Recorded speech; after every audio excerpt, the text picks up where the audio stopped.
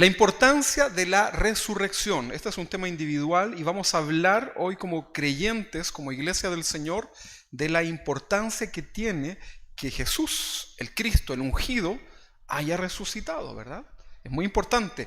Cada uno de los sucesos que en la Biblia se relatan tienen una importancia, ¿verdad? Todo lo que usted lee ahí tiene una importancia, no hay nada que sea al azar. ¿Usted cree que se escribió en ese libro algo así porque sí? No, ¿verdad? Todo tiene una profundidad y una enseñanza espiritual para nuestras vidas. Y la resurrección es algo muy importante que nosotros debemos considerar. Los primeros cristianos, como estamos estudiando en el libro de los Hechos, se reunieron en torno a la celebración de la resurrección, ¿verdad? Entonces era la resurrección lo que en cierta forma los convocó y los animó a seguir reuniéndose. Ellos necesitaban algo que les diera fuerzas para seguir adelante porque era bastante difícil, ¿verdad? Luego, más adelante, alrededor del año 90, el año 100, Juan escribe el Apocalipsis, ¿sí? El libro Apocalipsis, que es una revelación de las cosas que han de suceder, ¿verdad? El escenario final. Y el Apocalipsis también viene como una forma de animar a los creyentes que por esos años, entre los años 90 y 100, eran cruelmente perseguidos y torturados. Entonces el Apocalipsis en cierta forma es animarlos a que viene el reino de Dios, que Dios cumple sus promesas. Sin embargo, no sabemos ni el día ni la hora, pero hay esperanza en el Señor. Esa promesa tan poderosa que para algunos incluso ha sido una burla, porque dicen, bueno, ¿y dónde está que hace tanto tiempo que vienen diciendo Cristo viene, Cristo viene, Cristo viene, ¿verdad? Y la gente se burla. Sin embargo, esas cosas para el que no tiene a Cristo en su corazón son una necedad, ¿verdad? Son una verdadera estupidez para ellos. Sin embargo, para nosotros la promesa de que el Señor pronto vendrá es vida. Por lo tanto, la resurrección para los primeros cristianos era algo muy importante.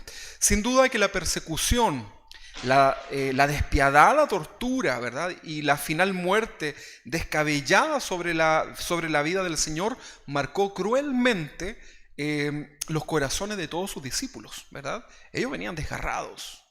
Usted ha visto en estos días, no tiene comparación, pero ¿vieron ustedes que hay unas noticias de unos carabineros que fueron cruelmente asesinados? Lo cual nosotros como iglesia rechazamos completamente, ¿verdad? Y se fijaba usted, yo me daba cuenta que a veces los periodistas son muy insistentes, ¿verdad? Que quieren tomar una declaración. Y las personas afectadas, la esposa, la mamá, quizás el familiar más cercano, no querían decir nada. ¿Por qué? ¿Por qué cree usted? Porque hay un dolor en el corazón profundo. Yo no sé si usted ha podido experimentar alguna vez este episodio, ¿verdad? De perder a alguien amado, querido. Y aunque hayamos hecho muy bien las cosas, ¿verdad? Aunque fuimos buenos hijos y estuvimos ahí al lado hasta el último momento, siempre hay dolor, ¿o no? En el corazón. Es un momento difícil. Pedirle a alguien que no se conmueva en el momento de la muerte de otra persona es un poco descabellado, ¿verdad? Debemos ser respetuosos. En este sentido también es importante decir que a veces los cristianos somos imprudentes en eso, porque queremos hacer una fiesta, sabemos que Él está con el Señor, pero hay un dolor en el corazón de las personas, así que debemos ser muy prudentes con eso, ¿verdad? Aprovecho de aclarar esto. Ahora, ¿por qué les hago mención de esto? Porque sin duda que todo este escenario, la persecución que ya había iniciado y que iba a seguir creciendo para estos primeros creyentes, toda la tortura, la escena macabra de haber visto a su maestro, a su Señor amado, ser violentado de esa forma, era algo que los tenía completamente destrozados en sus corazones, ¿verdad? Ahora, en el mundo espiritual de Satanás, la muerte del Señor fue el inicio de una gran celebración, ¿verdad? Por ahí algunas películas tratan de mostrar un poco cómo es ese episodio, ¿verdad? Y vemos cómo muestran un poco cómo Satanás estaba expectante a ese momento de la muerte del Señor, ¿verdad? Y cuando eso sucede, era el inicio de una gran celebración. Para muchos, un dolor terrible en el corazón, pero para Satanás y los demonios, una fiesta. Luego que Satanás fue expulsado por tierra, producto de su rebelión, Dios se transformó en su principal enemigo. Usted lo sabe, ¿no? El principal enemigo de Satanás en ese momento era Dios. Estamos hablando antes de la creación del hombre. ¿Sí? Recuerda usted ahí, lea el libro de Ezequiel, cuando habla del querubín protector que fue arrojado por tierra, ¿verdad? Y en ese momento, para Satanás, Dios era su principal y archienemigo, de manera ingenua por lo demás. Esta es la razón del esmero de Satanás luego de destruir a su máxima expresión en la creación. ¿Quién es la máxima expresión en la creación de Dios? ¿Quién es? ¿Los ratones? No, ¿verdad? El hombre. No estoy diciendo que los animales no tengan un lugar en la creación, para nada, ¿verdad? El Señor lo hizo, yo diría hasta más bonito que algunos de nosotros, ¿verdad? Pero tienen un lugar de importancia en la creación, ¿o no? Claro que sí, usted no se puede comparar con su perro. Tampoco puede tratar mal a su perro, ¿eh? Ojo con eso. Pero la máxima creación de Dios fue el ser humano. Por lo tanto, ahora todo el odio de Satanás que estaba dirigido al hombre, ahora ese odio es dirigido a el hombre. O sea, que era dirigido a Dios, ahora es dirigido al hombre. Ahí sí. Entonces, y en cierto modo, el Satanás consigue, ¿verdad?, su objetivo llevando al hombre a la desobediencia en el huerto del Edén, ¿verdad? Y ahí consigue este objetivo de que el hombre desobedezca, la rebelión de los seres humanos, ¿verdad? Y ahí estábamos todos nosotros representados a través de Adán y Eva, ¿verdad? Dice en Romanos que por cuanto todos, ¿qué hicimos? Pecamos, quedamos todos destituidos de la gloria del Señor, ¿verdad? Cuando un niño muere, ¿dónde va? A la presencia del Señor, ¿verdad? Porque los niños son del Señor. Hasta que ese niño tiene una conciencia de poder decidir lo bueno y lo malo. Entonces, sin embargo, toda la humanidad queda destituida de la gloria de Dios. Todos somos creación, pero no todos somos hijos de Dios. Solamente hijo de Dios es aquel que ha procedido, ¿verdad?, al verdadero arrepentimiento, que tiene la verdadera fe. Cuando digo verdadero arrepentimiento y verdadera fe es porque existe un falso arrepentimiento, falsa fe, falsos maestros, falsos cristos. El Señor lo dijo, ¿verdad? Bueno, y todo eso converge en la palabra. Entonces, cuando el hombre, ¿verdad?, peca en el Edén, en cierta forma hay una victoria también, entre comillas, de Satanás sobre el hombre, ¿verdad? Y a pesar de que Satanás es un ser muy inteligente, ¿sabía usted que Satanás es inteligente? Ahora, no se asuste que yo no voy a predicar de Satanás, ¿verdad? No vamos a hacer demoniología hoy día. Pero a pesar de que Satanás es un ser que se destacó por toda la creación, por su inteligencia, por su hermosura, ¿verdad?, por su liderazgo, siempre me asombra su ingenuidad. ¿Ha pensado en eso, no? Inteligente, pero ingenuo. Ahora, en el sentido que quiero explicar. Se atrevió en algún momento, antes de que el hombre fuera creado, antes de ser expulsado, ya había maldad en su corazón y él se atrevió, tal vez de manera ingenua, no sé, producto de su maldad, a pretender ser igual que Dios. Incluso dijo, ¿y si me hago mi sillita, ¿verdad?, mi trono, ahí semejante al de Dios? ¿Qué le parece? Eso es una persona osada, ¿verdad?, para hacer eso. Fue tan descarado que incluso en algún momento quiso tentar al mismo Maestro, al mismo Señor, a Jesús. ¿Se recuerda la escena de Jesús en el desierto? Y Jesús ahí, ¿verdad?, en plena comunión, en ayunando, ¿verdad?, buscando la presencia del Padre, ¿verdad?, buscando la voluntad del Padre. En ese momento espiritual irrumpe Satanás nuevamente de una manera atrevida, tal vez ingenua, diciéndole que le adore a cambio de un par de reinos, ¿verdad? Es como extraño, ¿verdad? Es como que usted le tratara de ofrecer a una persona que lo tiene todo, así como, mira esto, ¿verdad? Es ingenuo eso, ¿no? Lo logré entender, ¿no? Ya vamos a desarrollar un poco más esta idea. Fue tan osado, fue tan ingenuo tal vez. Yo sé que esta palabra no me gusta mucho, pero dejémoslo por ingenuo, pero es la maldad, por supuesto, el odio que había en él, que se ensañó con el mismo Señor en las últimas horas de su vida. Porque de que se ensañó, lo hizo, ¿no? Hay muchos relatos, documentales, historias, investigaciones de que hablan cómo fue la tortura en la cruz y cómo eso recayó brutalmente sobre Jesús, ¿verdad? Pensó que lo había destruido de manera ingenua al morir Jesús en la cruz. Durante toda la historia de la iglesia cristiana ha intentado destruir a la iglesia. Y lo va a seguir haciendo, ¿verdad? Cada día Satanás tiene un plan para destruir tu vida y tu familia, ¿verdad?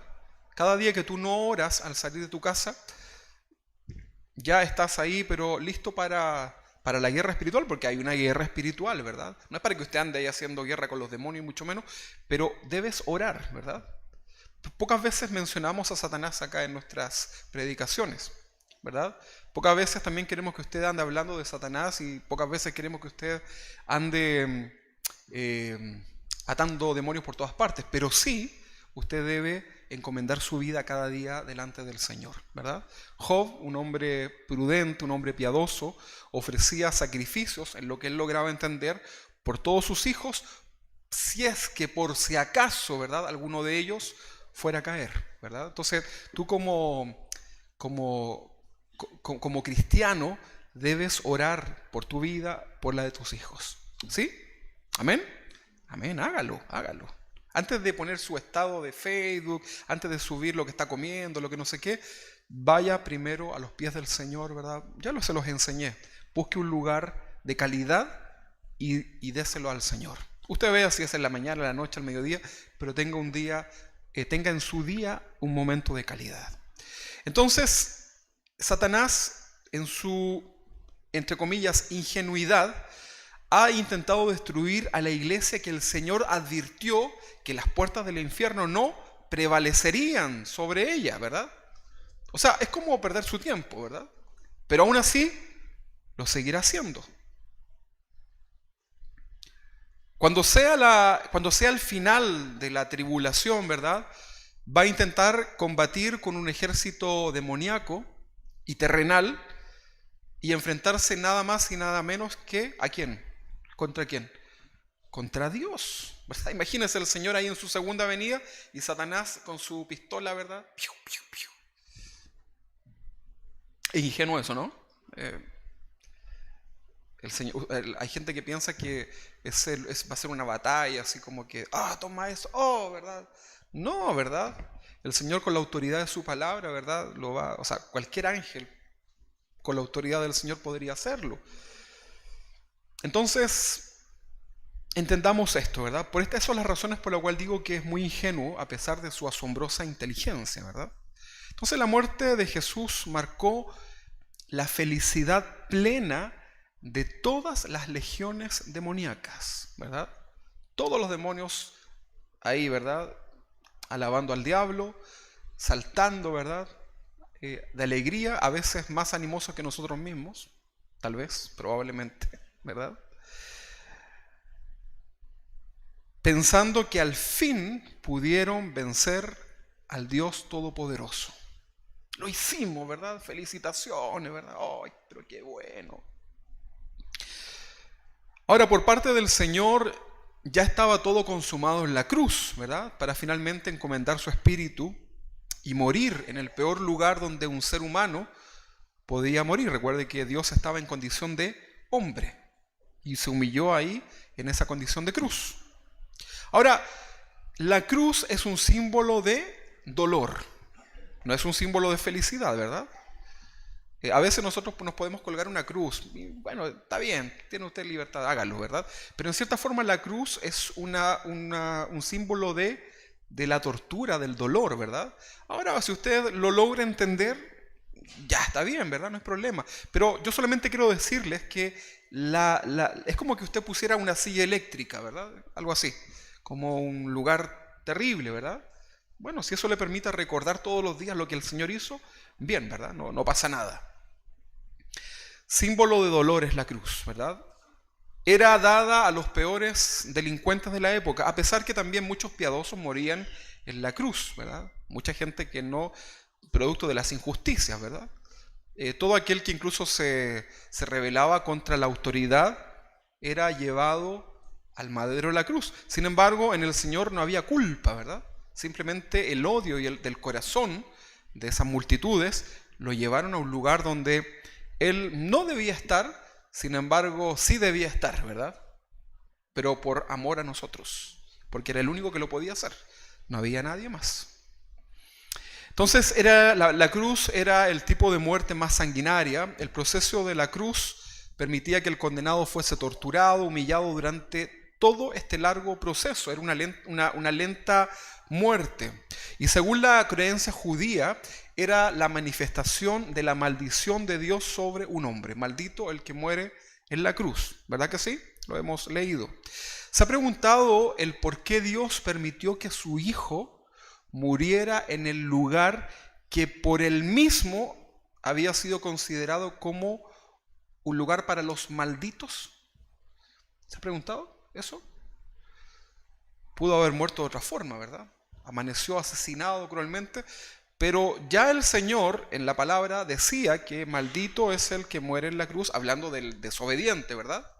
Pero por alguna razón Dios permitió que su Hijo, Dios, Jesús, ¿verdad?, muriera de igual modo en una cruz. Y si lo entendemos literalmente, estamos diciendo que Jesús era un maldito, ¿verdad? En ese contexto. Entonces, suena extraño, ¿verdad? Pero este texto nos puede ayudar a comprender un poco más. Mateo capítulo 27, versículo 46. Mateo 27, 46. Dice así: cerca de la hora novena, 3 de la tarde, Jesús clamó a gran voz diciendo, en su idioma, ¿verdad? Elí, Elí, lama sabactaní. Esto significa, en esa lengua materna, Dios mío, ¿por qué me has desamparado? En otras versiones, si usted tiene alguna versión, dice, ¿por qué me has abandonado? ¿Verdad? Esas son las palabras que yo más vi en las traducciones. Dios mío, ¿por qué me has desamparado? ¿Por qué me has abandonado? Durante todo el proceso previo de la muerte, vemos que el Señor en ningún momento presentó ¿qué cosa? ¿Qué no hizo el Señor durante todo el proceso de la tortura de la cruz? No se quejó, ¿verdad? A pesar de que era un acto cruel, doloroso, nunca vemos al Señor ni hay descripción en donde Él se quejara por lo que le estaba sucediendo, ¿verdad?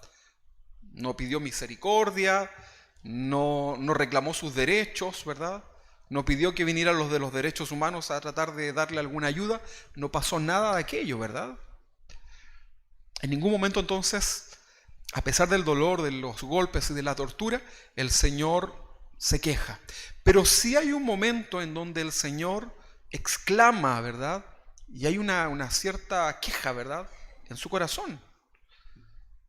Y ese fue el peor dolor, ¿verdad?, incomparable a cualquier dolor producto de la tortura. Y nos referimos al dolor que produjo de cierto modo el perder esa comunión en intimidad con el Padre. Usted va a decir, pero ¿cómo? ¿Qué es lo que está diciendo, verdad? Pero eso es lo que al Señor le dolió. Lo acabamos de leer, ¿verdad? Dios mío, ¿por qué me has desamparado? Fueron segundos, ¿verdad?, probablemente, en donde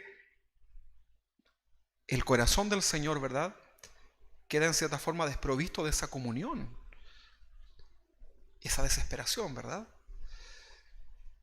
Hace poco, y insisto, esto no tiene ninguna comparación, pero yo se lo quiero mostrar así. Hace poco fui con mi hija, con Emilia, al supermercado, y me ha pasado con todos los hijos en realidad, y probablemente a usted le ha sucedido. Y usted va con sus hijos de la mano, ¿no?, por el supermercado. Yo siempre le hago estas bromas de soltarlo un ratito para ver cómo reaccionan, ¿verdad? Y los suelto, nunca le quito la mirada, y los dejo ahí, ¿verdad? Y cuando ellos se dan cuenta de que se han soltado de mi mano y se percatan de que están lejos y que yo tal vez no estoy, su cara de pavor era tremendo. Y la Emilia me decía el otro día, papá, tócame aquí, mira, tócame aquí. Y yo le tocaba y le hacía así su corazón, ¿verdad? Y me decía, nunca más me hagas eso, ¿verdad? Estaba pero mal. Bueno, esto no se compara, por supuesto, a lo que le sucedió a Jesús, pero yo creo que de alguna manera, de alguna forma espiritual, usted puede entender ese momento de máximo dolor en el Señor, ¿verdad? En donde él sí ahora exclama y dice, Señor, ¿por qué me has desamparado? Y no lo hizo ninguna de las otras veces, ¿verdad? Probablemente usted al mínimo dolor de cualquier cosa ya está pidiéndole ayuda al Señor, ¿verdad? Cuando nos ha dado, tal vez nos hemos pegado en un dedo, un cálculo renal, que por aquí yo ando teniendo uno. Entonces, Señor, por favor, ¿verdad? Misericordia, ¿verdad? Y usted se acuerda de su mamá, de su abuelita, de todos, ¿verdad? Pero el Señor en ese momento se da cuenta en su espíritu, ¿verdad? De lo que estaba sucediendo. Los demás no lo lograban entender, pero el Señor, que tenía esa comunión constante, reflexiona. ¿Cómo te has sentido en tu corazón cuando de pronto has soltado la mano del Señor por algún momento? La mano del Señor que siempre está ahí, ¿verdad? ¿Cómo te has sentido? ¿Cómo ha estado tu corazón? A lo mejor tú sigues en tus cosas, ¿verdad? Pero cuando llegas a la realidad, a lo espiritual, a ese momento en donde ya estás solo, ¿verdad? Donde ya no están los amigos, donde no está la gente que te levanta, ¿verdad? ¿Cómo está tu corazón? Y ahí estamos, ¿verdad? Y a veces la dureza del corazón no nos permite llegar a la comunión. Pero qué hermoso es el momento en que logramos encontrar nuevamente la mano del Señor, ¿verdad? Hay una historia en la Biblia que es la historia del hijo pródigo, una historia muy hermosa. Y algo que me llama mucho la atención de esta historia es que el hijo nunca dejó de ser hijo, ¿verdad?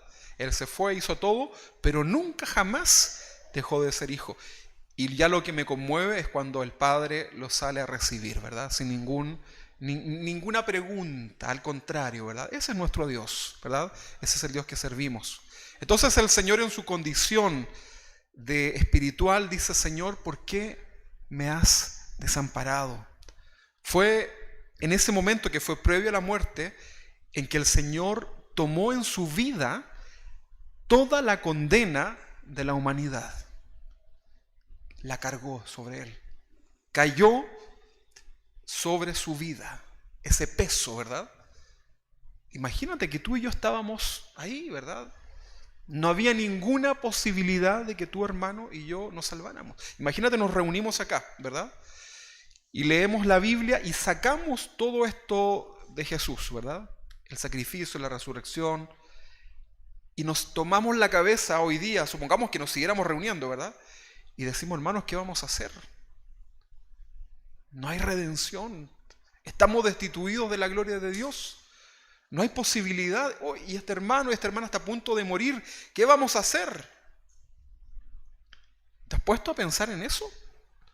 Hoy día tú con mucha libertad y con mucha alegría en el corazón dices, alcancé salvación y tengo la seguridad en mi vida que lo que suceda del Señor somos, ¿verdad? Eso nos produce alegría, gozo y paz. Pero qué importante es todo esto que sucedió acá. Padre, ¿por qué me has desamparado? Porque era necesario. Era necesario que el Hijo de Dios tomase, ¿verdad?, en su vida, en su corazón, todo el peso del rescate tuyo, mío, de tu familia, ¿verdad? Incluso de los que aún todavía no le conocen y que le conocerán por fe, ¿verdad? Diga usted ahí en su corazón, yo y mi casa serviremos al Señor. Entonces, vemos en ese momento previo a su muerte cómo el Señor tomó en su vida la condena de toda la humanidad. La condena era producto del pecado y la maldad, no del Señor. Para nada, el Señor no tuvo pecado. Era la maldad del hombre, ¿verdad? La maldad, el pecado del pasado, del momento donde el Señor está muriendo, todos los pecados pasados, los que estaban dándose en ese momento probablemente, muchos de sus discípulos en ese momento pecaban de incredulidad, estaban ahí frente a la cruz pecando, probablemente. No creyendo, ¿verdad? Tal vez amando emocionalmente al Cristo crucificado y no dándose cuenta aún del hermoso momento que estaban viviendo. ¿Te das cuenta de eso, no? Es reflexivo. Entonces, el Señor estaba pagando el pecado pasado, el pecado presente que se daba en ese momento y todo el pecado futuro. Y diga usted, ahí estoy yo, ¿verdad? Ahí estamos nosotros. Pero no transformes esto en libertinaje. Toma tu parte, ¿verdad? Tómalo. Hagámoslo. Entonces, es en ese momento donde se comienzan a cumplir todas las profecías, ¿verdad? En donde miles de años antes los profetas de la antigüedad anunciaron todo esto, ¿verdad? Y en el Señor se iban cumpliendo una y otra profecía. ¿Usted ha visto cuando se ha cumplido alguna profecía de parte del Señor, de la Escritura? Hemos sido testigos de algunos cumplimientos, ¿verdad? Sobre Israel, hay muchas profecías que se han ido cumpliendo, ¿verdad? Y hoy día vivimos el tiempo final donde vemos cómo el escenario se acomoda de tal manera, tan perfecta, que toda la profecía del Señor se cumple. Si usted estudia las profecías de Daniel y lo lleva incluso a la matemática, ¿verdad? En el calendario, se va a dar cuenta cómo eso se cumple, pero de manera perfecta, ¿verdad? Tremendo, lo estudiamos alguna vez en escatología. Entonces en la cruz comienzan a cumplirse profecías, ¿verdad? Y sus discípulos en medio del dolor eran testigos de los cumplimientos proféticos, ¿verdad? Anunciado por todos los profetas de la antigüedad sobre la vida del Maestro. Por eso hubo tanta conmoción en el cielo y en la tierra cuando el Señor vino a esta tierra, ¿verdad? Emmanuel, Dios con nosotros, ¿verdad? Y el Evangelio parte con un relato celestial, ¿verdad? En donde los seres angélicos, ¿verdad? Los astros, toda la constelación anuncian al fin el maravilloso cumplimiento de la profecía de que el Hijo de Dios había llegado al rescate en un pesebre. Esas son las cosas que uno no entiende, ¿verdad? Uno esperaría que llegara tal vez en un cohete, en alguna cosa así como más majestuosa, no sé, ¿verdad? Pero en un pesebre. ¿Sabe por qué? Porque Dios no necesita nada terrenal para manifestar su gloria. Por eso el Señor no tenía dónde recostar su cabeza. ¿Sabe por qué? Porque a Él no le interesaba. Y más que no le interesaba, ni siquiera lo necesitaba. Tomó barro de lo que Él mismo había creado, ¿verdad? Y lo usó para sanar a algunos por ahí, ¿verdad? A otros les sopló, ¿verdad? A otros le dijo anda a enjuagarte, ¿verdad? A otros les puso la mano, ¿verdad? A otro por ahí le tocó el manto, y así, ¿verdad? El Señor no necesitaba absolutamente nada, ¿verdad? Mira, el Señor no necesita nada de nosotros, nada. Pero nosotros necesitamos todo del Señor. Yo necesito todo del Señor en mi vida, todo. No hay ninguna área en mi vida que yo no necesite del Señor. El problema es que todavía tengo puertas cerradas en mi vida que no he dejado que el Señor gobierne. Que el Señor nos ayude, ¿verdad? Entonces en la cruz es el momento en donde se cumplen todas las profecías bíblicas. Isaías 53:5, escrito mucho antes de que todo esto sucediera, dice: mas el herido fue por nuestras rebeliones. ¿Por qué fue herido el Señor? Por tu rebelión, por mi rebelión. Molido, esta palabra es importante, molido por nuestros pecados. El castigo de nuestra paz, o sea, para que tú pudieras tener paz, fue necesario todo esto y fue sobre Él. Y por su llaga, por sus heridas, por su dolor, por su padecimiento, fuimos nosotros curados. Y no te centres acá solamente en las enfermedades, por favor. El Señor murió para salvarte, que es mucho más, ¿no? Las heridas sanan, Dios te puede sanar de un cáncer, pero te vas a morir igual, ¿verdad? Lo importante es que el Señor sane tu corazón, ¿verdad? Que el Señor te rescate completamente. Amén. Creemos en los milagros del Señor. Romanos 4:25 dice: el cual fue entregado por nuestras transgresiones. Quiero que nos quede claro por qué razón Jesús estaba en ese lugar. en el lugar de maldición, ¿verdad? ¿Por qué Dios permitió que su Hijo fuera considerado un maldito en esa cruz? Por nuestros pecados. Fue entregado por nuestras transgresiones y resucitado. ¿Era necesario? Mira, ¿necesitaba resucitar el Señor? ¿Qué pasaba si no resucitaba? ¿Seguía siendo Dios o no? No pasaba nada, ¿verdad? No, nosotros lo entendemos hoy día que es necesario para nosotros, pero Él pudo incluso ni venir y Él sigue siendo Dios, ¿verdad? Si tú no le adoras, Él sigue siendo Dios, ¿verdad? Hay una figura muy extraña dentro de las iglesias en donde se muestra al Señor como rogándole a la gente que le adore.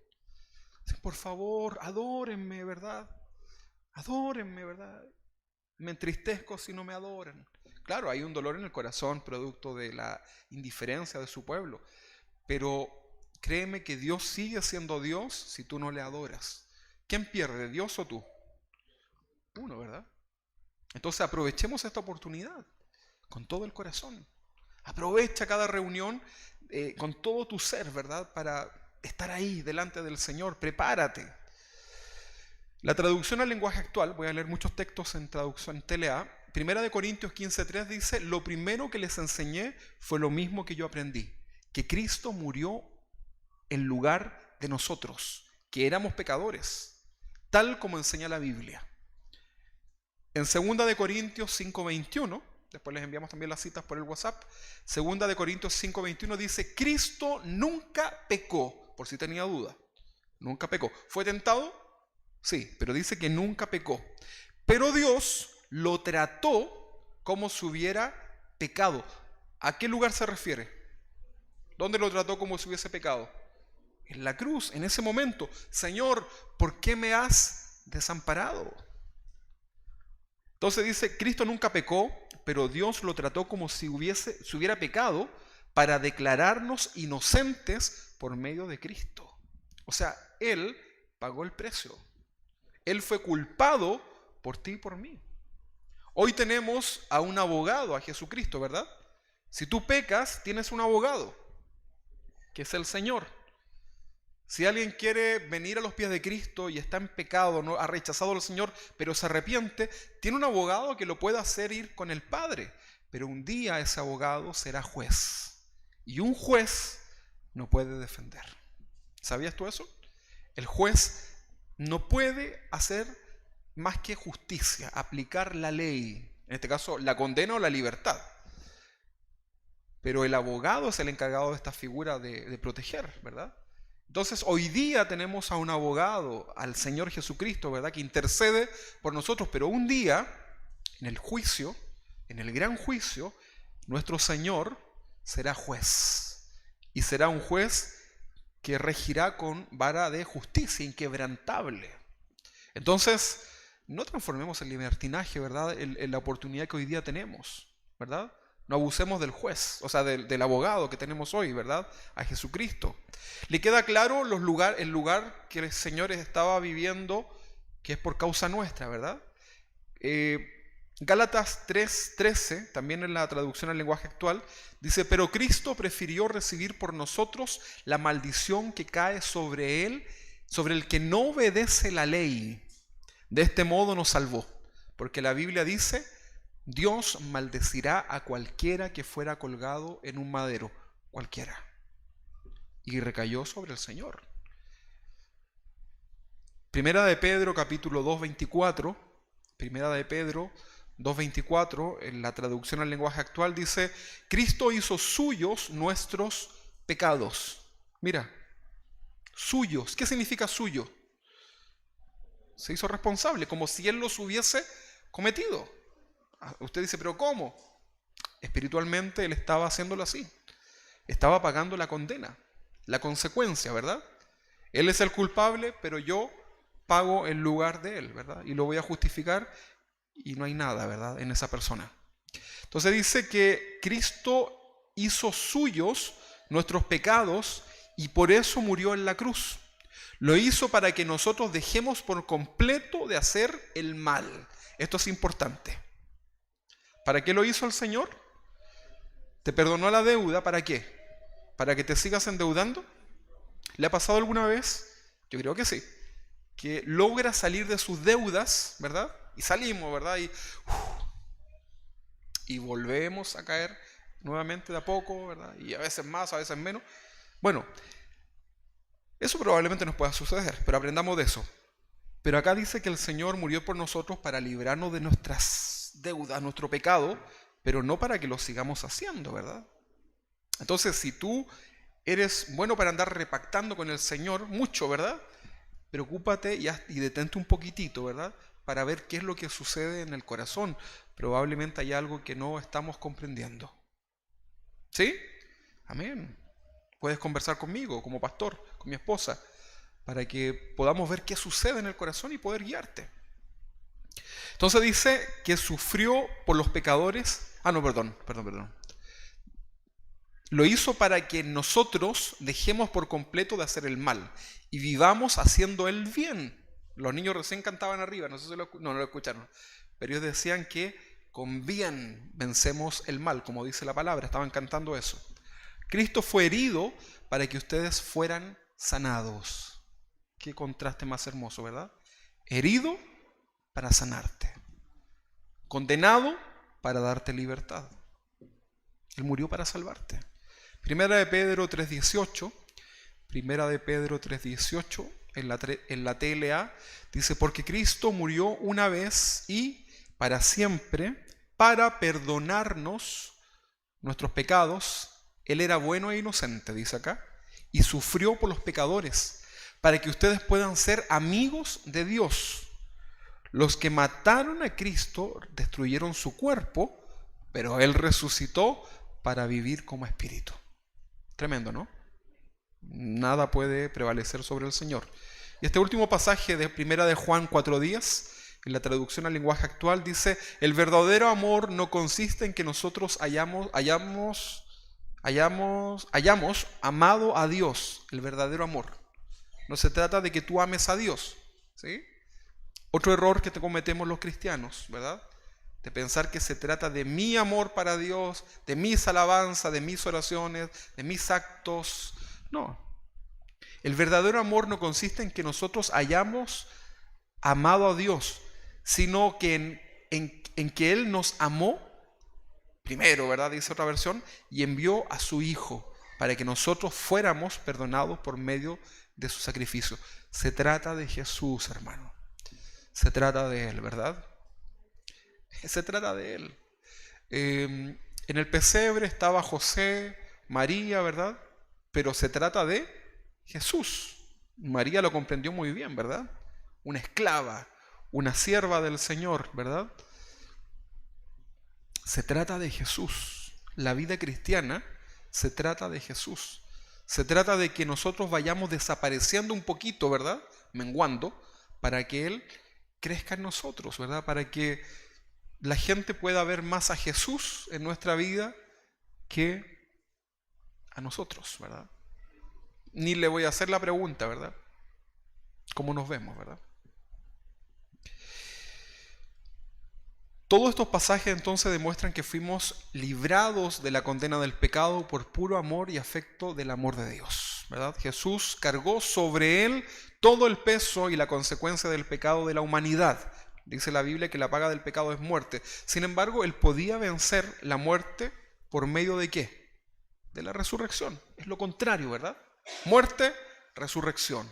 De esa forma Él vence, ¿verdad? Entonces, solamente como aclaración al tema del abandono del Señor en la cruz, para que no se vaya a malinterpretar. En ningún caso la separación que tuvo el Padre con el Hijo, ¿verdad?, fue en su naturaleza de Dios. O sea, no es que Jesús haya dejado de ser Dios. Es imposible, ¿verdad? No puede. Ni su esencia, ni su sustancia. Lo vimos en los atributos del Señor, en la serie Él es Dios, ¿verdad? Entonces, en ningún momento Jesús deja de ser Dios. Pero hay algo ahí, ¿verdad?, que es parte de la santidad, ¿verdad?, de Dios. Entonces, mira, aprendamos de esto, así muy simple. Cuando tú vas delante del Señor y no estás en santidad, y le ores, y le cantes, y le llores, y no estás en santidad, ¿Qué es lo que sucedió? Nada, no pasó nada. Eso nunca se escuchó, eso nunca se vio, porque la única forma de agradar al Señor es en santidad. No estoy diciendo que no pequemos, porque vamos a seguir pecando lamentablemente, dice la Biblia eso, ¿no? No lo tomemos como un libertinaje, pero dice la Biblia que al corazón contrito y humillado, contrito significa dolido por haber pecado, no lo menosprecie a Dios. Porque en algún momento tú vas a ir delante de Dios con el pecado, ¿verdad, Señor? Vengo acá con mi pecado. Y el Señor, que tiene esa capacidad de poder verlo todo, mira el corazón de antemano, y antes que la palabra esté en tu boca, el Señor ya la conoce, ¿verdad?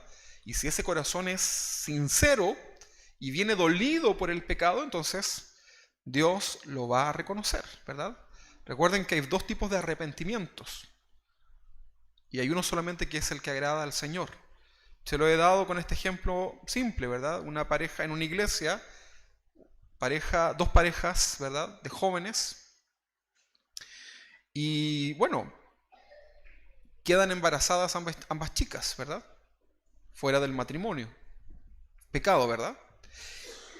Y resulta que una de las parejas reflexiona y dice, estoy arrepentido por lo que sucedió, porque ahora todos mis sueños, mi carrera, mis anhelos, lo que yo quería hacer, se va a ver frustrado, ¿o no? Claro, porque va a haber una consecuencia, sin duda. El niño siempre va a ser una bendición, pero hay una consecuencia. Un arrepentimiento, ¿verdad? Social. Y hay otro arrepentimiento en la otra pareja que pecaron delante del Señor y su arrepentimiento va por haber fallado ¿a quién? Al Señor. ¿Se da cuenta que hay dos tipos de arrepentimiento que pueden ser como muy válidos y pareciera que ambos se lamentan? Reales, claro. Y son reales, cada uno se lamenta en sí, pero hay un arrepentimiento que es el del corazón contrito y humilde. Es el que tiene que ver con Dios, ¿verdad? Y me arrepiento delante del Señor y bueno, Dios les va a ayudar, ¿verdad? A luego ordenar eso y Dios los puede restaurar, ¿o no? Claro que sí. Ok, pero no transformemos en libertinaje la gracia del Señor, ¿verdad? Ay, si el Señor después me perdona, no importa, ¿verdad? No. Vas a tener consecuencias. Y Dios quiere librarte de las consecuencias, por eso está la palabra del Señor. Entonces, otra aclaración. A Jesús no lo mataron, ¿ah? Por si acaso. No, es que decimos que lo mataron, claro, porque alguien le tuvo que dar ahí algún golpe, algo a su cuerpo que lo mató. Pero recuerde que Jesús se entregó voluntariamente por nosotros, ¿verdad? Esa es la razón también por la cual Él no puso ninguna resistencia, ¿verdad? En absoluta voluntad muere. En pleno conocimiento del dolor, de lo que eso significaba, lo hace, ¿verdad? Y no escatimó, no tuvo problema. Otra aclaración, el ser humano no encuentra a Jesús en la vida. Tú no tienes que decir encontré a Cristo. ¿Por qué? Porque Cristo nunca se ha perdido, Jesús nunca se ha perdido, ¿verdad? Ahora, yo sé que tú lo dices con una buena intención y se entiende claramente, pero el Señor sale a nuestro encuentro, ¿verdad? Y nos rescata, ¿verdad? Y somos nosotros los que somos encontrados, ¿verdad? Por el Señor. ¿Se entiende, no? Son aclaraciones importantes, ¿verdad? Ahora, no solamente estábamos perdidos, hermanos, sino que no había forma de ser rescatados. Imagínate tú en una isla, en medio del océano, ¿verdad? Desamparado, perdido. Y ahí te quedas, ¿verdad? Estás perdido. Y no hay ninguna esperanza. No sé si habrá hay unas películas por ahí, ¿no? Que hacen con todas estas cosas que son como macabras, son como de miedo, ¿verdad? Y no había ninguna posibilidad de que alguien pudiera encontrar, porque a lo mejor esa isla ni siquiera aparece en el mapa, ¿verdad? Y nadie tampoco estaba interesado en ir a rescatar a una persona en ese lugar. Y esa persona no tenía ninguna esperanza, ¿verdad? Sin embargo, el único que podía rescatarnos, el único que era capaz, lo hizo, ¿verdad? No tuvo problema. Hace poco estaba en la playa con mi familia Y era una playa brava, ¿verdad? Y a mí no me gusta mucho el mar por esas cosas. Soy un poco cobarde. Y mis hijos a 1000 metros de la orilla, ¿verdad? Del lado donde revienta la ola. Y de pronto llegó una familia muy imprudente, ¿verdad? Con unos niños pequeños. Y yo le dije a mi esposa, ¡uy, qué terrible!, ¿verdad? ¿Cómo se preocupan de sacar fotos y de no ver a sus hijos? Algo que está mal. Y le dije a mi esposa, si pasa algo, yo no me voy a tirar a nada. Porque eran ellos y nosotros, ¿verdad? No había nadie más en esa playa. Porque me daba miedo. No sé, a lo mejor en el momento me da la valentía y me tiro, ¿verdad? Pero yo no estaba dispuesto a ir al rescate de nadie, ¿verdad? Y lo único que quería era irme de ese lugar porque ya me hacía mal estar viendo esa escena, ¿verdad? Y mi esposo me decía, pero ¿qué nos vamos a meter nosotros si ellos son los papás? Bueno, pero uno no se puede desprender de esa figura de padre, ¿verdad? El asunto es, ¿por qué les cuento esto? Porque nadie estaba dispuesto a venir a pagar el precio por ti. Y nadie podía, ¿verdad?, llegar hasta ese lugar más que Jesús. Nadie podía llegar al corazón del Padre y poder hacerlo sentir al Padre que el precio, ¿verdad?, fue pagado. Porque deshonramos al Señor, al Dios Padre, con nuestra rebelión, ¿verdad? Imagínate la bondad del Padre en crear un lugar maravilloso, un huerto, un Edén, donde todo era maravilloso. ¿Te has puesto a imaginar eso? Y lo único que debían hacer era vivir felices, ¿verdad? Ponerle nombres a los animales, disfrutar, la tierra era fructífera. Imagínate. Y nosotros ahí en la parcela regando al pobre arbolito, ¿verdad? Para que le salgan un par de hojas. Y acá todo floreciendo, ¿verdad? Todo hermoso. ¿Le gusta eso, no? Si le gustan las plantas, usted lo va a entender. Todo hermoso, ¿verdad? Fructífero. Los animales no eran choros los animales, ¿verdad? Eran amables, ¿verdad? Y el hombre desprecia eso, ¿verdad? O desobedeciendo. Entonces, el Señor los destituye por la desobediencia. Y de ahí fuimos de mal en peor, ¿verdad? Porque Sodoma y Gomorra, ¿verdad? Babilonia, todas esas cosas que ustedes vieron, los mismos israelitas, la dureza de su corazón. ¿Y qué decir de la iglesia hoy día, verdad? Imagínense, hoy día tantos cristianos, ¿verdad? Haciéndose los cristianos y el Señor mirándolos, ¿verdad?, desde lejos, producto de la desobediencia, producto de no considerar su palabra. Entonces, solamente el Señor pudo llegar hasta ese lugar del corazón del Padre, en donde pudo en cierta forma reconciliarnos. No en cierta forma, nos pudo reconciliar para siempre. Y no fue temporal esta reconciliación. Tú ahora que eres salvo, vas a estar con el Señor para siempre. No es una estadía así como de unos 1000 años, así 1500, ya 1700. No, hermanos, es para siempre. ¿Te has puesto a pensar en el forever y para siempre y siempre y siempre? La eternidad.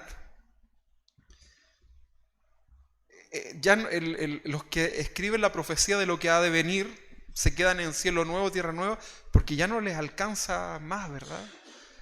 Va a ser una cosa tremenda.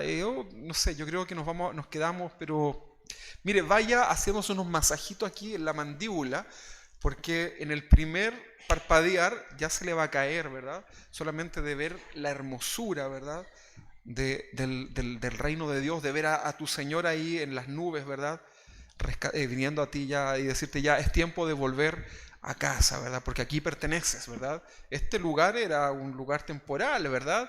Así que en lo poco fuiste fiel, en lo mucho te pondré, entra en el reino y en el gozo de tu Señor, ¿verdad? Entonces, no sé, yo creo que voy a andar todo rasmillado acá, ¿verdad? A pesar de que el piso es de oro, de cristal, porque voy a andar como de guata ahí, ¿verdad? Adorando al Señor, ¿verdad? ¿Cómo fue que dijo Marcos Vidal? ¿Cómo es la frase? Se me olvidó, que es tan linda esa frase. ¿Ah?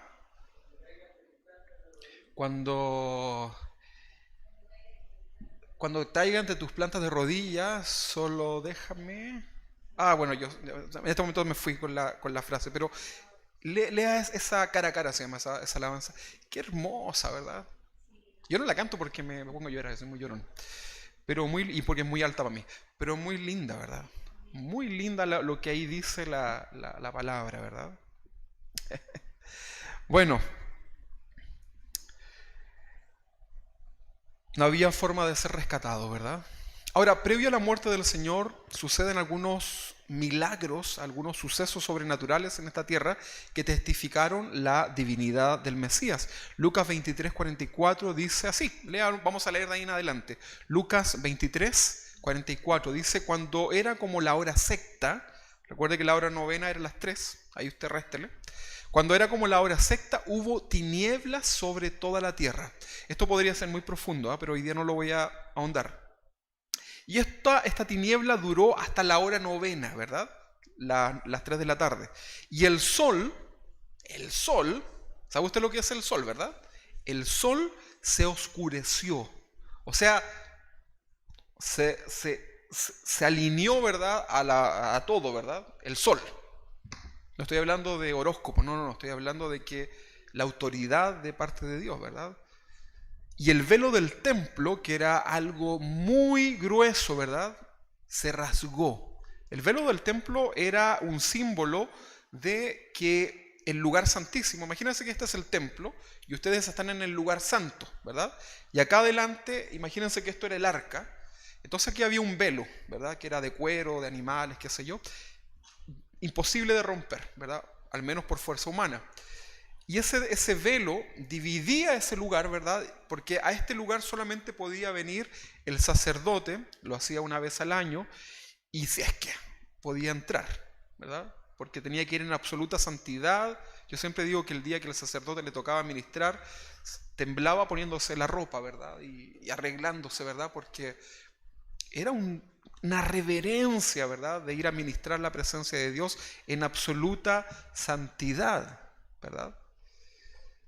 Y ese velo se rasgó, ¿verdad? Por la mitad. Entonces dice, eso representa que ahora el lugar santo, la presencia de Dios, tiene acceso, ¿verdad? Por medio de Jesús. Eso es maravilloso, ¿verdad? Podemos entrar confiadamente ante el trono de gracia del Señor. Podemos ir con cánticos, con regocijo. Antes todo era solamente para el sumo sacerdote, ¿verdad? Ni los levitas, pues estaban afuera, ¿verdad? Pero el sumo sacerdote podía hacer todo esto, ¿verdad? Y ahí hoy día espiritualmente estamos nosotros, ¿verdad? Por eso cuando vengas delante del Señor con adoración en el tiempo del congregacional, hazlo recordando el tabernáculo como una gran referencia a los parámetros, ¿verdad? Espirituales y también en tu actitud, ¿verdad? Adora al Señor con todo su ser, ¿verdad? Luche con esos pensamientos que lo distraen. ¿A cuántos de ustedes de pronto están adorando y empiezan a pensar en qué habrá sido del premio de la lotería de Nueva York? ¿Qué? Ni compró usted y usted está pensando en esa cosa, ¿verdad? ¿Qué habrá sido de no sé qué? ¿Por qué el micrófono es redondo? ¿Por qué la planta está chueca? Porque se cayó el Dani. Gracias a Dios no le pasó nada. Entonces, cuando adoramos al Señor, es un momento de absoluta intimidad y plenitud delante de Él, hermano. Aprovéchalo. No te pierdas ni un día de poder estar delante de la presencia del Señor. En serio que sí, aprovecha ese momento, ¿verdad? Mientras podamos, busquemos al Señor mientras Él pueda ser hallado. Entonces Jesús, dice que el velo del templo se rasgó por la mitad. Entonces Jesús, clamando a gran voz, dijo, Padre, en tus manos encomiendo mi espíritu. Mire, no se rasga con la muerte. Se rasga cuando el corazón del Padre es conmovido, ¿verdad? Por el peso que lleva Jesús del pecado, ¿verdad? Y cuando somos reconciliados, exhibido, ¿verdad? Entonces, clamando a gran voz, dijo, Padre, en tus manos encomiendo mi espíritu, no mi cuerpo, mi espíritu, ¿verdad? Y habiendo dicho eso, esto expiró, o sea, murió. Cuando el centurión vio que había acontecido, dio gloria a Dios. Mira, el testimonio. El testimonio. Él estaba solamente mirando eso, ¿verdad? Todo el acto. Esto es una enseñanza también para nosotros, que el testimonio predica a otros, ¿verdad? Cuando el centurión vio que había acontecido, dio gloria a Dios diciendo: verdaderamente este hombre era justo. Yo hoy día les compartí una de la mañana, no sé si lo escuchó, un audio de una alabanza, ¿verdad? Muy antigua, que habla justamente más o menos como este diálogo, ¿verdad? De Miguel Casina. Cuando el centurión vio lo que había acontecido, dio gloria a Dios diciendo: verdaderamente este hombre era justo. Y toda la multitud de los que estaban presentes en este espectáculo, viendo lo que había acontecido, se volvían golpeándose el pecho. Pero todos sus conocidos y las mujeres que le habían seguido desde Galilea estaban lejos mirando estas cosas. ¿Cómo estaban sus discípulos? Los más religiosos se golpeaban el pecho, pero los que estaban en intimidad, ¿verdad?, estaban mirando estas cosas, ¿verdad?, así como en una condición distinta, ¿verdad? Entonces ahora, cuando sus discípulos comienzan a experimentar el momento más doloroso, ahora es el tiempo de los discípulos. El Padre, Jesús lo experimenta con ese dolor del pecado tuyo y mío, pero es ahora cuando el verdadero dolor se hace manifiesto ahora en sus discípulos, porque el Maestro, el buen Jesús, muere. Y ahí, ¿verdad?, un momento de dolor. Si bien el ser testigo de la masacre, de la tortura del Señor, debió ser algo demasiado duro para resistir, lo peor estaba por venir a sus mentes, ¿verdad?, y sus engañosos corazones. Dice Lucas 23:50, el versículo que viene, dice: había un varón llamado José, de Arimatea, de la ciudad de Judea, el cual era miembro del concilio, varón bueno y justo. Que también esperaba el reino de Dios y no había cometido en el acuerdo ni en el hecho con ellos, fue a Pilato y pidió el cuerpo de Jesús. O sea, era consecuente, primero que todo. Y quitándolo, lo envió en una sábana y lo puso en un sepulcro abierto en una peña, el cual aún no se había puesto a nadie. Era día de la preparación y estaba por comenzar el día de reposo. Había una condición ahí, ¿verdad? Y las mujeres que habían venido con él desde Galilea siguieron también y vieron el sepulcro y cómo fue puesto su cuerpo. Todo ese momento, recuerden, es doloroso. Y vueltas, prepararon esencias aromáticas y ungüentos, que era parte de la tradición, y descansaron el día de reposo conforme al mandamiento.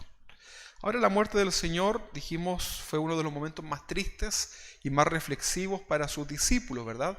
Nada ni nadie podía calmar la tristeza de saber que el Maestro, que el Señor, ya no estaba con ellos. ¿Sí? ¿Le ha pasado a usted eso, no? Cuando muere alguien que usted ama, ya no va a escuchar más su voz, ya no va a estar ahí para que usted le abrace, para escuchar por último un reto, ¿verdad?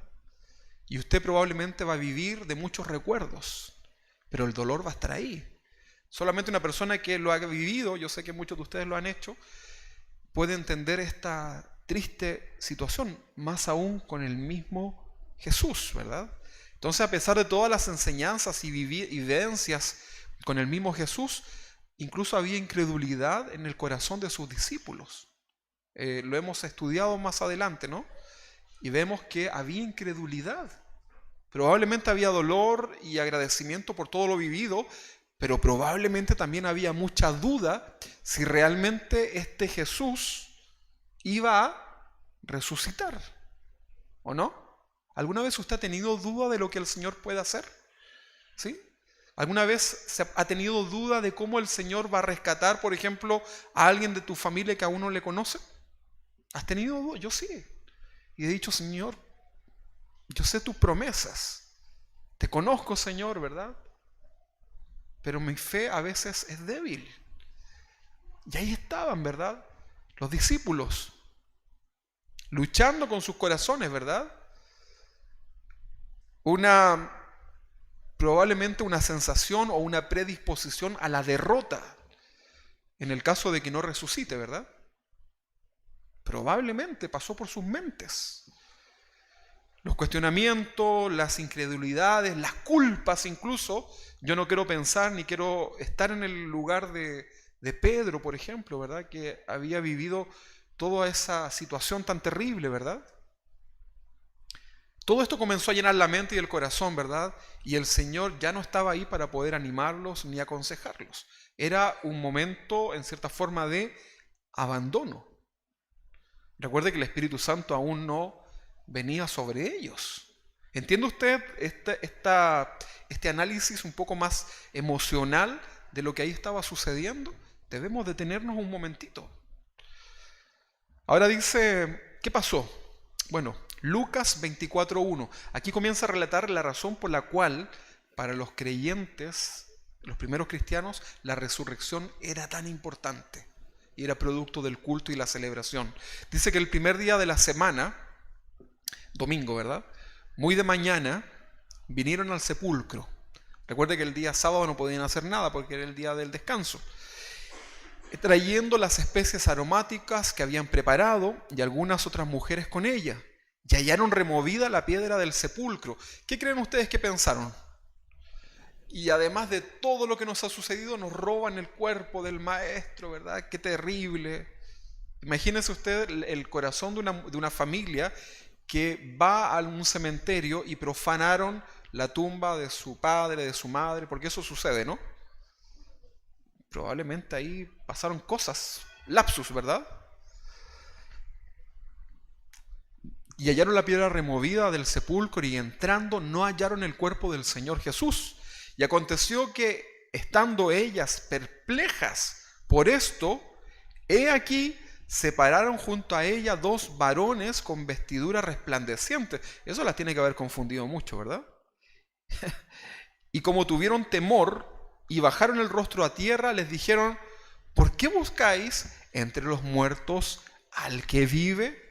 Esto es como para, tal vez podrían haberlo tomado como una burla, ¿verdad? Pero, ¿por qué te ríes de nuestros sentimientos, verdad? Pero le dice, ¿por qué buscáis entre los muertos al que vive? Un lapsus, ¿verdad? Hay un silencio. No está aquí. Y la mujer es como, ¿tú sabes dónde está? Y dice, sino que ha resucitado. Y ahí empiezan ellas a, probablemente la media diabética se descompensó, ¿verdad? La llorona se puso a llorar. La que era más efusiva comenzó como a exaltar, empezaron a suceder algo en el corazón de ellas, ¿verdad? Deja sentarme, ¿qué estás diciendo, verdad? Porque probablemente no creían completamente lo que el Señor les había dicho, ¿verdad? Dice acá, acordaos de lo que os habló cuando aún estaba en Galilea, diciendo, es necesario que el Hijo del Hombre sea entregado en manos de hombres pecadores y que sea crucificado. Eso seguramente les trajo a su mente muchas palabras, ¿verdad? Y resucite al tercer día. Entonces ellas se acordaron de las palabras. ¿Por qué dice que se acordaron de las palabras? Porque probablemente no estaban pensando en eso. Estaban solamente centradas ¿en qué? En su dolor. Te está llegando algo espiritual a tu mente, ¿no? A veces te centras solamente en tus dolores, en tus situaciones, pero se te olvida todo lo que Dios tiene preparado para ti. Céntrate en eso. Piensa en eso, ¿verdad? Medita en las promesas de tu Señor. Entonces, se acordaron de sus palabras y volviendo del sepulcro, dieron nuevas de todas estas cosas a los 11.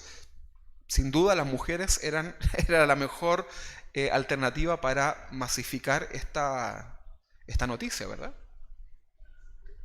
Nosotros probablemente hubiésemos dicho, ¿y cómo te fue? Bien, no, bien.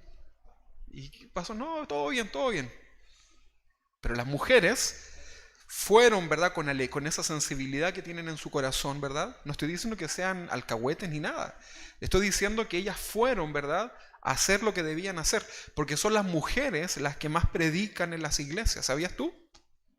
Yo cuando voy por las calles y veo iglesias pentecostales, las que salen a predicar a la calle, yo veo más hermanas. Y a lo más un hombre que de pronto las ayuda y las cuida. Pero son las mujeres las que van a proclamar las verdades del Señor. Así que, hombres, ¿qué vamos a hacer? Imitar, ¿verdad? Ok, y estas mujeres entonces fueron, ¿verdad? Y volviendo del sepulcro, dieron nueva de todas estas cosas a los 11. Recuerda que había uno que había desertado. Y a todos los demás discípulos. Eran María Magdalena y Juana, y María madre de Jacobo, y las demás con ellas quienes dijeron estas cosas a los apóstoles. Mas a ellos les parecía locura las palabras de ella y no las creían. ¿Verdad? Pero levantándose Pedro, corrió al sepulcro. ¿Por qué?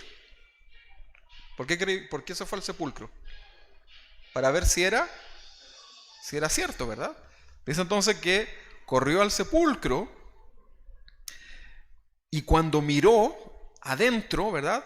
Vio los lienzos solos y se fue a casa maravillándose de lo que había sucedido. Tampoco creyó. ¿O sí? Ahí creyó.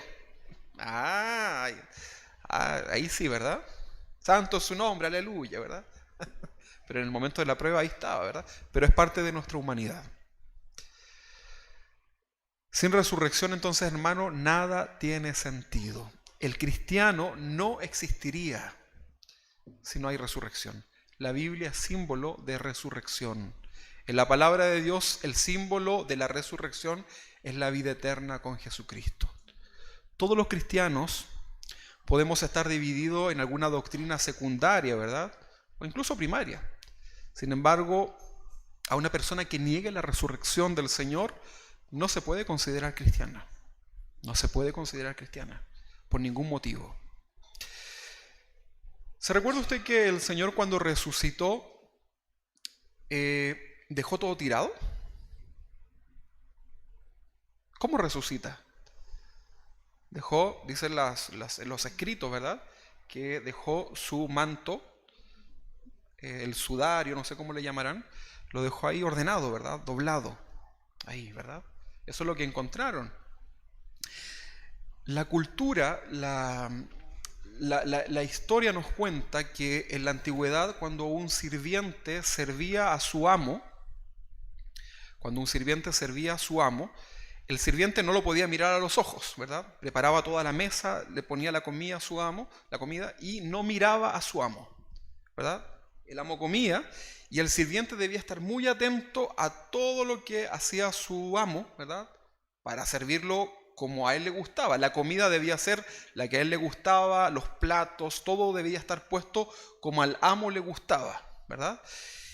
Cuando el amo terminaba, tomaba su servilleta, ¿verdad?, con la cual se limpiaba su boca y la tiraba, la dejaba tirada. Y eso era un símbolo para el sirviente de que había terminado. Entonces, una vez que se iba, él podía venir y retirar todo. Sin embargo, si la servilleta, ¿verdad?, o este paño que se usaba para limpiar la boca, ¿verdad?, estaba doblado, ¿sabe lo que significaba eso? Que el Señor, que ese dueño, ese amo, volvería. ¿Qué le parece? ¿Le hace sentido algo esto, no? Bueno, el Señor lo hizo de esa forma, ¿verdad? Parece que algo quería decir también. Hay mucha enseñanza acerca de esto, ¿verdad? Pero pareciera que algo quisiera decirnos el Señor. Vamos a leer y lo vamos a hacer de pie. Voy a pedir a los hermanos de la alabanza que pasen. Y en la traducción al lenguaje actual nos habla, ¿verdad? Nos habla, bueno, usted puede ahí ver todo lo que sucede, ¿verdad? El Señor se revela a sus discípulos, ¿verdad? Hay una fiesta tremenda, el Señor resucitó, ¿verdad? Y todo lo que usted ya sabe, sin duda que así. Pero el Señor te dice hoy día, a través de su palabra, en Juan 15:4, permaneced en mí. ¿Qué dice el Señor? Permaneced en mí. Ahí está la diferencia. Permaneced en mí. está la posibilidad de que un cristiano pueda dejar de permanecer.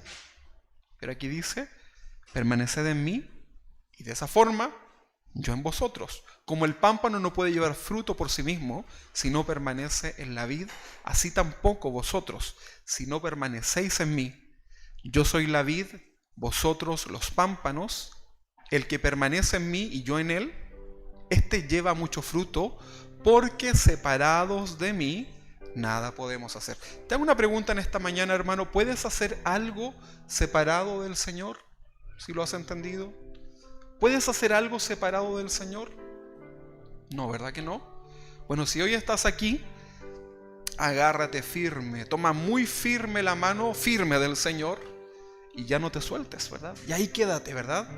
Porque dice el apóstol Pablo, le escribe a los tesalonicenses en su primera carta, en el capítulo 4, 13 en adelante, le habla de su venida. El Señor dejó ahí su manto ordenadito diciendo, volveré. Regresaré, ¿verdad? No te quedes solamente ahora en la resurrección. Hoy debes agradecer al Señor por eso, pero recuerda que el Señor volverá. Y probablemente tú y yo seremos la generación que le veremos. ¿Lo crees o no? Cada día me convenzo más. Tampoco queremos, hermanos, que ignoréis acerca de los que duermen. Se refiere a los que han muerto. Para que no os entristezcáis como los otros que no tienen esperanza. Porque si creemos que Jesucristo murió, ¿lo cree usted? Y que resucitó, ¿lo cree usted? Así también traerá Dios con Jesús a los que durmieron con él. Por lo cual os decimos esto en palabras del Señor, que nosotros que vivimos, que habremos quedado hasta la venida del Señor, no precederemos a los que durmieron, a los muertos en Cristo. Porque, y aquí lo explica, porque el Señor mismo, con voz de mando, con voz de arcángel y con trompeta de Dios, descenderá del cielo y los muertos en Cristo resucitarán primero. O sea, todas esas personas que tú amaste, ¿verdad? Y que murieron, tus abuelitos, tu padre, tu madre, los que murieron en Cristo, resucitarán primero, ¿verdad? Y dice, luego nosotros los que vivimos, los que hayamos quedado, seremos arrebatados, ¿verdad? Eso en el original significa rápido, algo brusco, ¿verdad? También significa tomarse a sí mismo. Vendrá el Señor y todo aquel que tenga el Espíritu de Dios será tomado, será arrebatado, ¿verdad? Juntamente con ellos en las nubes para recibir al Señor en el aire. Y así estaremos siempre con el Señor. Por tanto, alentaos unos a otros con estas palabras. ¿Puedes decirle a alguien que tenga cerca? Dile, el Señor viene. Hay esperanza, el Señor viene. Dile con gratitud y lo vamos a cantar a través de esta alabanza diciéndole, Señor, ya no tardes más, anhelo el día en que tú volverás.